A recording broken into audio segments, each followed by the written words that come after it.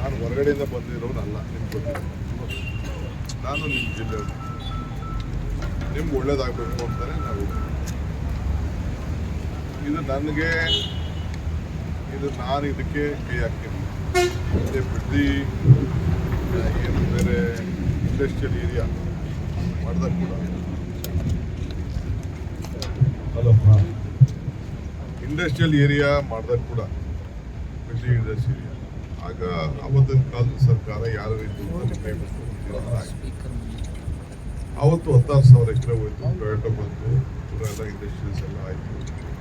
D C Thammanna ಅಧಿಕಾರಿ ಎಲ್ಲ ಈಗ ಅದಾದ್ಮೇಲೆ ದಿನ 35-40 ವರ್ಷ ಗೌರವಾನ್ವಿತ ಇರ್ಬೋದು,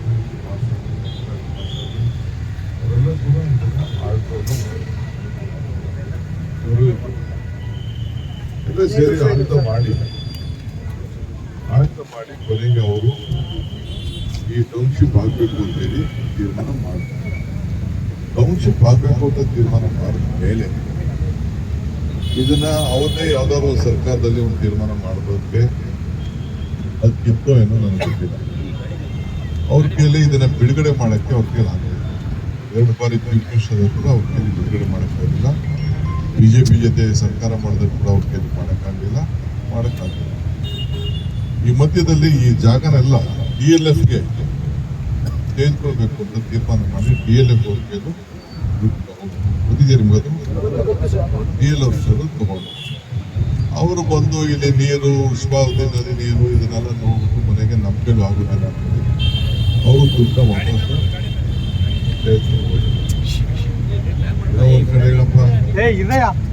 ಆಯ್ತಾಯ್ತು ಕೊಡುವಲ್ಲಿ ವಾಪಸ್ಸು ತೆಗೆದುಕೊಂಡು ಹೋದ್ರು. ಈ ಮಧ್ಯೆ 9,000 ಎಕರೆ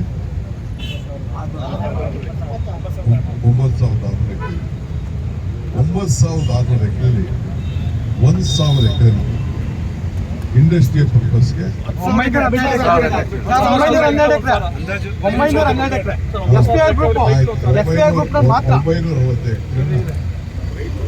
ರೈತರು ಒಂದು 10%, ಯಾರು ಒಂದು 10% ನಂಗೆ ಗೊತ್ತಿಲ್ಲ.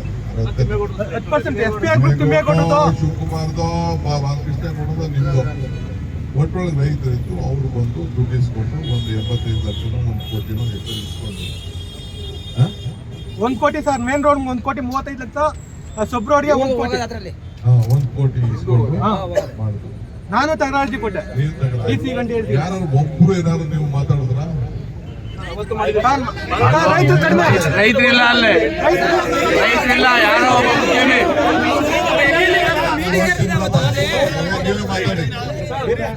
ರೈತರಿಲ್ಲ ಅಲ್ಲೇ.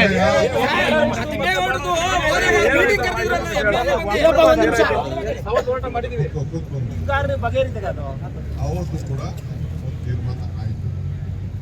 ಅದಾದ್ಮೇಲೆ ಅವರು ಕೊಟ್ಟರು, ತಿಮ್ಮೇಗೌಡನೋ ಇನ್ನೊಬ್ಬರು ಕೊಟ್ಟರು. ತಿಮ್ಮೇಗೌಡ ಎಷ್ಟು ತಗೊಂಡ್ರು, ಏನು ಮಾಡಿದ್ರು ಈಗ ಅದೆಲ್ಲ ನಾವು ಚರ್ಚೆ ಮಾಡಿದ್ದೀವಿ. ನಮ್ಮ ಸರ್ಕಾರಿ ದಾಖಲೆಯಲ್ಲಿ ಏನಿರೋದು ಇಲ್ಲಿದೆ. ನಮ್ಮ ಜಿಲ್ಲೆಗೆ ಗೌರವ ಬರಬೇಕು ಅಂತ ಈಗ ನೀವು ನನಗೆ ಅಧಿಕಾರ ನಮ್ಗೆಲ್ಲ ಅರ್ಜಿಯನ್ನು ಕೊಟ್ಟಿದ್ದೀವಿ. ಕೊಟ್ಟಾದ್ಮೇಲೆ ಕೊನೆಗೆ ಆಗ ಹಿಂದೆ ಸಿದ್ದರಾಮಯ್ಯ ಕಾಲದಲ್ಲಿ ಜಾದು ಮಂತ್ರಿ ಆದಾಗ ಇದನ್ನ ಒಂದು ಹೊಸ ರೂಪ ಅವರೇನೋ ಒಂದು ತೀರ್ಮಾನ ಮಾಡಿದ್ರು. ಅದು ಮುಂದಕ್ಕೆ ಹೋಯ್ತು. ಯಾರು ಕೂಡ ಈ ಒತ್ತಡ ಇತ್ತು, ಇದನ್ನ ಬಿಡಬೇಕು ಅನ್ನೋದು ಒತ್ತಡ ಕೊಡಬೇಕು.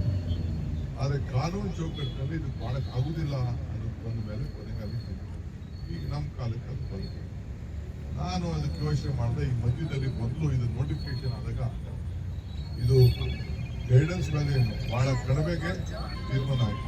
ಹಿಂದೆ ನಮ್ಮ ಇಂಡಸ್ಟ್ರಿಯಲ್ ಏರಿಯಾ ಏನಿದೆ, ಬಿಡ್ದಿ ಇಂಡಸ್ಟ್ರಿ 6 ಲಕ್ಷ, 5 ಲಕ್ಷ, 7 ಲಕ್ಷ, 8 ಲಕ್ಷಕ್ಕೆ ಯಾರು 8 ಲಕ್ಷದ ಮೇಲೆ ಒಬ್ರಿಗೂ ಜಮೀನು ದುಡ್ಡು ಕೊಟ್ಟಿದ್ರು. ನಂದು ಮೇನ್ ರೋಡಲ್ಲೇ ದುಡ್ಡಿತ್ತು, ದ್ರಾಕ್ಷಿ ತೋಟ ಇತ್ತು. ನೋಡಿದ್ದೀರಾ ನೀವು? ಇದನ್ನ ಶೆಟ್ಪೇಟ್ ಅವರಲ್ಲ, ಈಗ ಸದಾನಂದ ತೋಟ ಕೊಡ್ತಾರೆ, ತಗೊಂಡವ್ರಲ್ಲ, ವೀರಪ್ಪನವ್ರ ಆಸ್ತಿ ಇತ್ತು.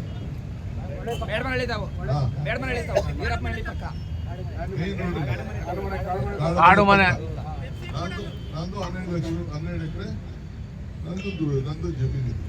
ಆಗೇನು ಮಾಡೋದು ಆಯ್ತು. ಕೊನೆಗೆ ಅವ್ರಿಗೂ ಇಂಡಸ್ಟ್ರಿ ಇತ್ತು, ನಂದು ಮೇನ್ ರೋಡ್ ಇದೆ, ನಂದು 18 ಲಕ್ಷ ತಗೋಬೋದು. ಆಯ್ತು, ಇದೇನು ಮಾಡೋಕ್ಕಾಗಲ್ಲ. ಈಗ ನಾವು ನಿಮ್ಗೆ ಏನಾದ್ರು ಮಾಡಿ ಸಹಾಯ ಮಾಡಬೇಕು ಅಂತ ಆಸೆ. ಬಾಲಕೃಷ್ಣ ಅವರು 100 ಮೀಟಿಂಗ್ ಮಾಡೋದು. ಬಾಲಕೃಷ್ಣ, ಸುರೇಶ್ ಇಬ್ಬರು ಸೇರಿ ಅಧಿಕಾರಿಗಳು ಕರ್ಕೊಂಡು ಯಾವ ರೀತಿ ಮಾಡ್ಬೋದು, ಏನು ಮಾಡ್ಬೋದು ಅನ್ನೋದು ಒಂದು 100 ಮೀಟಿಂಗ್ ನಿಮಗೆ ಸಹಾಯ ಮಾಡಬೇಕು ಅಂತೇಳಿ ಮಾಡಿದ್ರು. ಅವ್ರಿಗೂ ಜವಾಬ್ದಾರಿ ಇಲ್ವೇ? ಅವರು MLA ಇಲ್ವೇ? ರೈತರ ಪರ ಇಲ್ಲ ಅವರು, ಅದು ಬೇಕಿಲ್ಲ ನಮ್ಗೆ. ಅವರು ಮೀಟಿಂಗ್ ಅಧಿಕಾರಿಗಳ ಜೊತೆ ಮಾಡಿದ್ರೆ ಯಾವ ಲೆಕ್ಕ ಅದು? ಅಧಿಕಾರಿಗಳ ಜೊತೆ ಮೀಟಿಂಗ್ ಬೇಕಿಲ್ಲ ನಮ್ಗೆ, ನಮ್ಮ ಹತ್ರ ಬರ್ಬೇಕು. ನಮ್ಮ ಹತ್ರ ಬರ್ಬೇಕು. ನೀವು ಅಧಿಕಾರ ಕರಿಬೋದು ಅಷ್ಟೇ, ಇನ್ನೇನು ಮಾಡೋಕ್ಕಾಗುದಿಲ್ಲ. ನಾವು ನಿಮ್ಗೆ ಏನೋ ಒಬ್ಬರೇ ಎಲ್ಲ ಕಂಡಿರೋನು ಮಧ್ಯದಲ್ಲಿ ಮಾತಾಡ ಏನ್ ರೈತರ ಪರ ರಾಜಕಾರಣ ಮಾಡಂಗೆ ನೀವು ರಾಜಕಾರಣ ಮಾಡ್ಕೋ, ಯಾರು ಬೇಡ ಅಂತ ಸಿಎಂ ಅವ್ರು ಮಾತಾಡ್ತಾವ್ರೆ, ದಯಮಾಡಿ ಮಾತಾಡಿ. ನಾನು ಹೇಳ್ತಾ ಇದೀನಿ ಕೇಳಿ, ಗೌರವ ಕೊಟ್ಟು ಇಲ್ಲಿ ಬಂದು ನಿಂತ್ಕೊಂಡು ಮಾತಾಡ್ತಾ ಇದ್ದೀನಿ. ಈ ಹೆದರಿಕೆಗೆ ಇದಕ್ಕೆ ನನ್ನ MLA ನೀನು ಅವಮಾನ ಮಾಡಿ ಎದುರುಗಡೆ ಮಾತಾಡಿದ್ರೆ ನಾನು ಇಲ್ಲಿಂದ ಒಯ್ದಾಗ್ತೀನಿ. ನೀವೇನ್ ಬೇಕಾದ್ರೂ ಮಾಡ್ತೀನಿ. ನಾವೇನೋ ಪಾಪ ಅವರು ನನ್ಗೆ ಗೊತ್ತಿದೆ ಎಷ್ಟು ನನ್ನ ಟೈಮ್ ವೇಸ್ಟ್ ಮಾಡಿಸಿದ್ದಾರೆ, ಎಷ್ಟು ಮಾತಾಡಿದ್ದಾರೆ, ಎಷ್ಟು ನಿಮ್ಗೆ ಅನುಕೂಲ ಆಗ್ಬೇಕು ಅಂತ ಒಬ್ಬ ಶಾಸಕ ಇಟ್ಕೊಂಡು ಸಹಾಯ ಮಾಡೋರು ಅಂತ. ಈಗ ಇವ್ರು ನಿನ್ ಪರ ಇಲ್ಲ, ಯಾವೊಂದು ರಿಜಿಸ್ಟರ್ ಯಾವನು ಅಕ್ವಿಷನ್ ಮಾಡ್ದ ಅವ್ನು ನಿನ್ ಪರನಾ? ಯಾರು ಬಿಜೆಪಿ ಗೌರ್ಮೆಂಟ್ ನಲ್ಲಿ ಇದನ್ನ ದುಡ್ಡು ಕೊಡ್ಸೋದ್ರಲ್ಲ 1 ಕೋಟಿ ರೂಪಾಯಿ, ಅವ್ನು ನಿಮ್ ಪರನಾ? ಯಾರು ನಿಮ್ ಪರ? ಯಾವನು ಇಲ್ಲ ನಿಮ್ ಪರ. ಏನಾದ್ರು ನಿಮ್ಗೆ ಏನಾದ್ರು ಜೀವ ಕೊಡ್ಬೇಕು, ನಿಮ್ಗೆ ಏನಾದ್ರು ಒಳ್ಳೆ ಪರಿಹಾರ ಕೊಡ್ಬೇಕು ಅಂದ್ರೆ ಬಾಲಕೃಷ್ಣ ಇವತ್ತು ನಿಮ್ಗೋಸ್ಕರ ಹೋರಾಟ ಮಾಡ್ತಾ ಇರೋದು. ಯಾರು ಹೋರಾಟ ಮಾಡ್ತಾರ ಅಂತ ತಿಳ್ಕೊಳ್ಳಿ. ನಾನ್ ನಿಮ್ಗೆ ಹೇಳೋದಿಷ್ಟೇ, ಕಾನೂನು ಚೌಕಟ್ಟಿನಲ್ಲಿ ಏನ್ ಸಹಾಯ ಮಾಡ್ಬೇಕು ನಾನು ಮಾಡಕ್ ತಯಾರಿದ್ದೀನಿ. ನಾನು ಯಾಕೆಂದ್ರೆ ಇದು ಕಾನೂನು, ಇದು ಏನೇ ತೀರ್ಮಾನ ತೆಗೆದುಕೊಂಡ್ರು ಬರೀ ಬಿಡದಿಗೊಂದು ತೀರ್ಮಾನ ತಗೊಳಕ್ಕಾಗುವುದಿಲ್ಲ. ಇಡೀ ರಾಜ್ಯದ ಎಲ್ಲ ಅಕ್ವಿಷನ್. ನಿನ್ನೆ ಕೂಡ ನಾನು KBGN ರೈತರು, ಯಾರು ಕೃಷ್ಣಾ ಮೇಲ್ದಂಡೆ ಯೋಜನೆ, ಆ ರೈತರು ಕರ್ಸಿಸ್ಬಿಟ್ಟು ಅವ್ರದ್ದು ಕೂಡ ನಿಮ್ಗಿನ್ನ ದೊಡ್ಡ ಸಮಸ್ಯೆ ಇದೆ. 73,000 ಎಕರೆ ಒಂದ್ ಕಡೆ, 50,000 ಒಂದ್ ಕಡೆ, ಕ್ಯಾನಲ್ಗೆ 73,000 ಕಡೆ ಮುಳುಗಡೆ ಬರುತ್ತೆ. ಅವ್ರಿಗೆ ಏನ್ ತೀರ್ಮಾನ ಮಾಡಬೇಕು ಅನ್ನೋದು ಕೂಡ ಇದೆ. ಈಗ ಮೇಕೆದಾಟು ಯೋಜನೆ, ಅದಕ್ಕೂ ಕೂಡ ಯಾವ ರೀತಿ ಅಕ್ವಿಷನ್ ಮಾಡಬೇಕು ಅಂತಿದೆ. ಇದು ಬರೀ ಬೆಂಗಳೂರು ಸುತ್ತಮುತ್ತಲು ಈಗ ಇದಕ್ಕೆ BDA ಅಕ್ವಿಷನ್ ಆಗಿದೆ. ಏನ್ ತೀರ್ಮಾನ ಆಯ್ತು? ಎಲ್ಲ ಕೋರ್ಟ್ಗೆ ಹೋದ್ರು, ಕೊನೆಗೆ ಸುಪ್ರೀಂ ಕೋರ್ಟ್ ತೀರ್ಮಾನ ಮಾಡಿದ್ರು. ಏನ್ ಮಾಡಿದ್ರು? ನಾನು ಹೊಸದಾಗಿ ಯಾವುದು ನಾನು ಮಾಡಕ್ ಹೋಗ್ತಾರೆ. ಈಗ ನೈಸ್ ಅವರು ಕೂಡ ನೋಟಿಫಿಕೇಶನ್ ಮಾಡಿದ್ದಾರೆ. ಯಾಕೆ ನೈಸ್ ನೋಟಿಫಿಕೇಶನ್ ವಜಾ ಮಾಡಕ್ಕಾಗಲಿಲ್ಲ?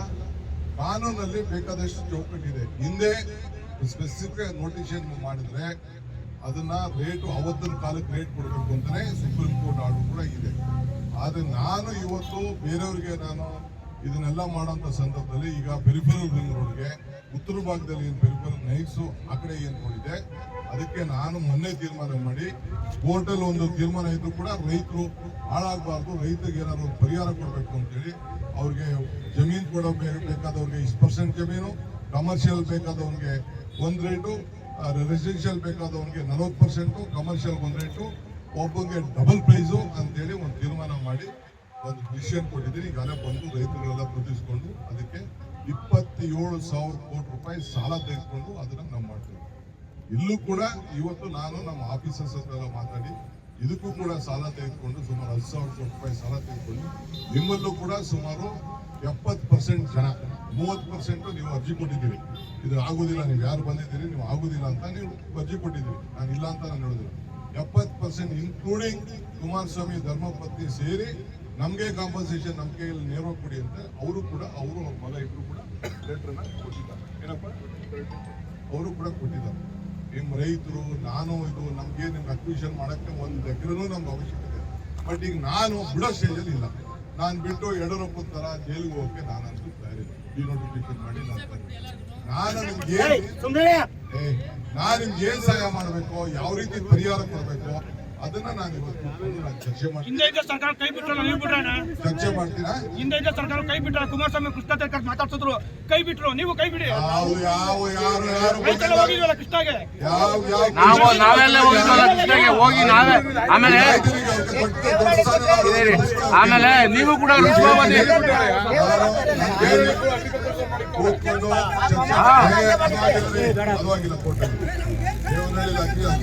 ನಿಮ್ ಸಹಾಯ ನಮ್ಗೆ ಬೇಕಿಲ್ಲ ಸರ್.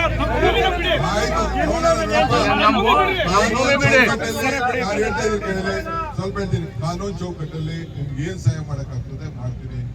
ಒಳ್ಳೇದ್ ಮಾಡಿದ್ರು ನಾ ಕೆಟ್ಟದ್ ಮಾಡ್ತೀನಿ. ಎಲ್ಲ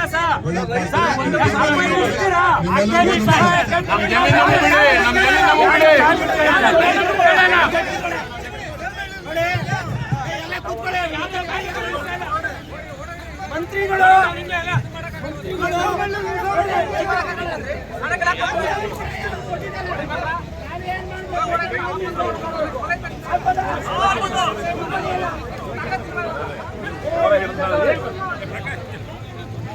ಹೆಚ್ಚಿನ ವಿಡಿಯೋಗಳಿಗೆ ಪ್ರತಿಧ್ವನಿ ಯೂಟ್ಯೂಬ್ ಚಾನೆಲ್ ಸಬ್ಸ್ಕ್ರೈಬ್ ಮಾಡಿ, ಬೆಲ್ ಐಕಾನ್ ಕ್ಲಿಕ್ ಮಾಡಿ.